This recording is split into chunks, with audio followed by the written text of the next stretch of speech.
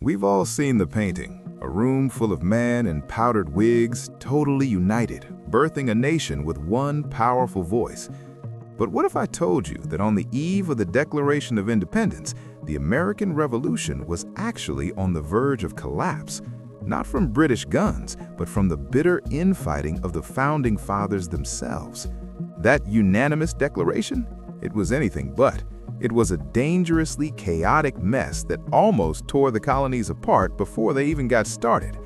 As America celebrates its 250th anniversary, it's time to pull back the curtain.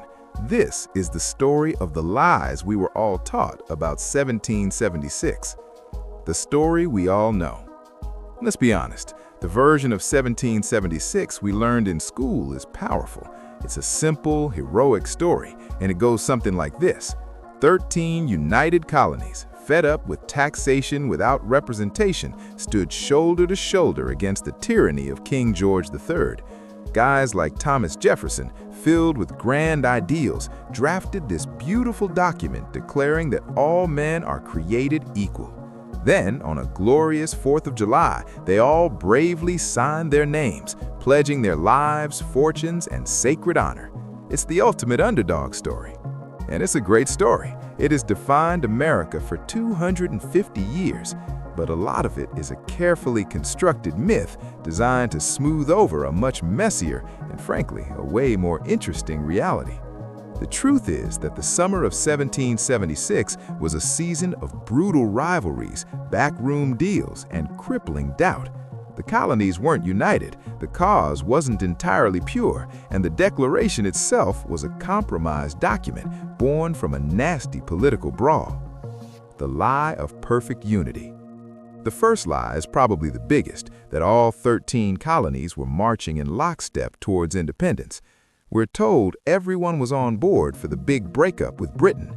In reality, in the weeks leading up to July 1776, the Continental Congress was basically at a standstill, paralyzed by division. Declaring independence was a terrifying leap, and a lot of powerful men wanted nothing to do with it. The opposition was led by one of the most respected figures in America, John Dickinson of Pennsylvania. Known as the penman of the Revolution for his famous patriotic essays, Dickinson wasn't a British loyalist. He just thought declaring independence was suicide. He argued that the colonies had no central government, no foreign allies, and no real plan to win a war. To him, a declaration without a solid plan was like destroying our house in winter before we have got another shelter. And he wasn't some lone voice in the wilderness. The entire delegation from New York was forbidden by its government from even voting on independence. Maryland's delegates were under similar instructions and initially opposed the measure, causing a crisis until intense lobbying finally won them over. Pennsylvania, the very colony hosting the Congress, was deeply split, and South Carolina's delegation, led by the wealthy Edward Rutledge, was openly hostile, fearing a break with Britain would wreck their economy. It took a bare-knuckle political campaign led by the fiery John Adams to get these colonies on board. He and his allies lobbied, flattered, and twisted arms because they knew that a declaration that wasn't unanimous would be worse than no declaration at all. It would be an open invitation for Britain to just pick the colonies off one by one. The image of perfect unity is a fantasy. The reality was a frantic, last-ditch effort to stop the whole revolution from imploding. The lie of a purely noble cause. We're taught that the revolution was this pristine fight for the universal ideal of freedom, life, liberty, and the pursuit of happiness. Sounds amazing, right? But for hundreds of thousands of people in America, those words were a cruel joke. And for many of the men who signed the Declaration, the freedom they cared about most was their own economic freedom, including the freedom to own other human beings. Let's not mince words. Many of the delegates in Philadelphia were slave owners. They talked about liberty while denying it to the people they enslaved.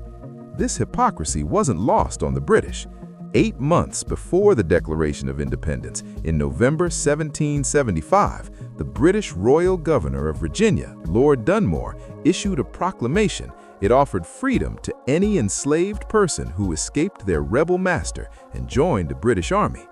This one move sent a shockwave of terror through the southern colonies. Suddenly, the revolution wasn't just about abstract rights and taxes. For many Southern patriots, it was now about protecting their most valuable economic asset, enslaved people. Dunmore's proclamation pushed many wavering plantation owners over the edge, convincing them that independence was the only way to protect the institution of slavery. It's an uncomfortable truth that the push for independence was, for some, accelerated by the desire to preserve bondage. Beyond slavery, other economic motives were churning. For years, British laws had restricted colonial trade and manufacturing. Merchants dreamed of open markets. Land speculators, including George Washington, were furious with British policies that prevented them from expanding west into Native American lands. The fight for liberty was absolutely real, but it was tangled with the pursuit of profit and the brutal reality of slavery. The lie of a perfect document. We think of the Declaration of Independence as this sacred text that flowed perfectly from Jefferson's quill, but the document we celebrate today is not the one Jefferson wrote. It was the product of a brutal editing session by committee and then the entire Congress, a process Jefferson called a mangling of his original work. The biggest cut and the most revealing was the removal of an entire passage condemning the slave trade. In his first draft, Jefferson had penned a fiery clause blaming King George III for waging a cruel war against human nature itself by forcing the slave trade on the colonies. He called it piratical warfare and an execrable commerce. It was a powerful, if deeply hypocritical, condemnation from a man who enslaved over 100 people himself. John Adams loved it, but he knew it didn't stand a chance. When the draft was debated, the delegates from South Carolina and Georgia hit the roof. Their entire economies depended on slavery, and they refused to sign any document that condemned it. But it wasn't just the South. Jefferson later admitted that some Northern delegates were also nervous, since their shipping industries had made a fortune from the slave trade. So, in a massive act of compromise, the entire passage was struck out.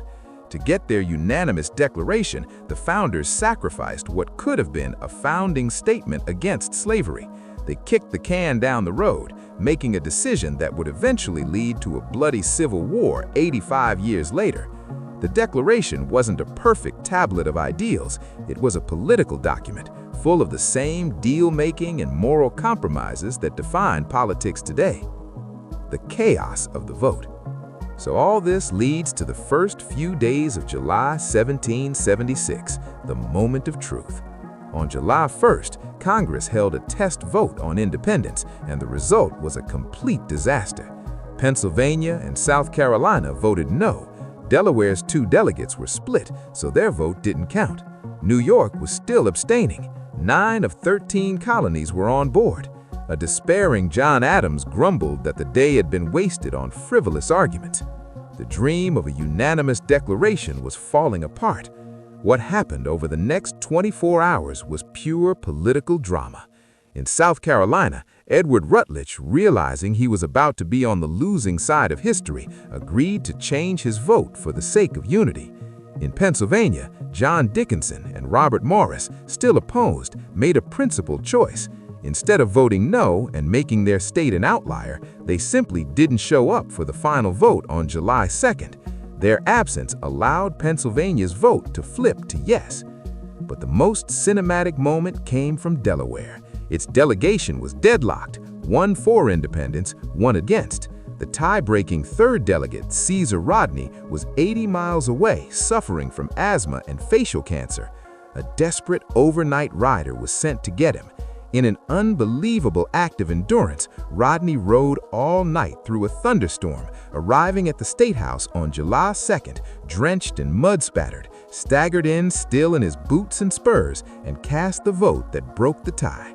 So when the final vote was called on July 2nd, the day Adams thought would become America's birthday, the resolution for independence passed with 12 in favor and 1 abstention.